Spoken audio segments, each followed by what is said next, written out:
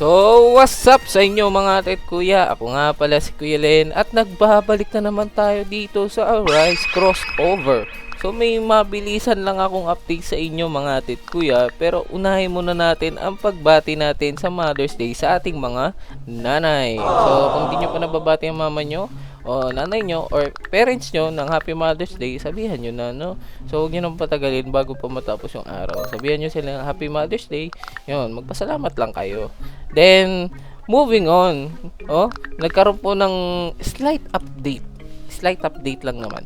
Konti lang. So, kung pupunta po tayo ng AFK Rewards, kung alam ninyo, ang nakukuha pong shadow doon ay si Weasel G. Pero, binago po nila ngayon. Kakabago lang nila actually, kaya nagre-record ako ngayon.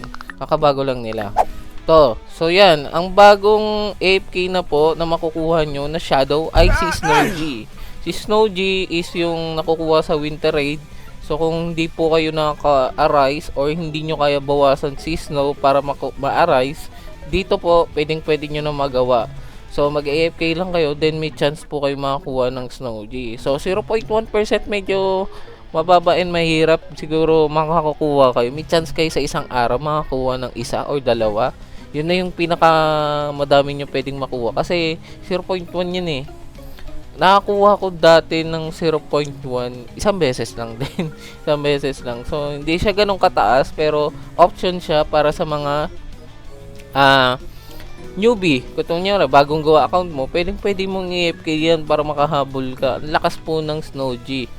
Kaya maganda pong i-AFK yan. Pero mga tit kuya, kung active naman po kayo at may enough damage kayo para sa winter raid, mag-winter raid na lang kayo kasi every hour merong winter raid compare doon sa AFK na tsansahan lang na 0.1. So hindi po guaranteed pa yun ha. Hindi rin naman guaranteed din yung sa winter raid pero mas okay yung chance nyo doon. Maganda lang siya kapag kapag newbie kayo nga or hindi nyo kaya makapag winter raid, pwede nyong i-AFK yun. So yun, at least meron kayong option. Yun lang yung gusto kong sabihin ngayon, kaya saglit lang tong video to.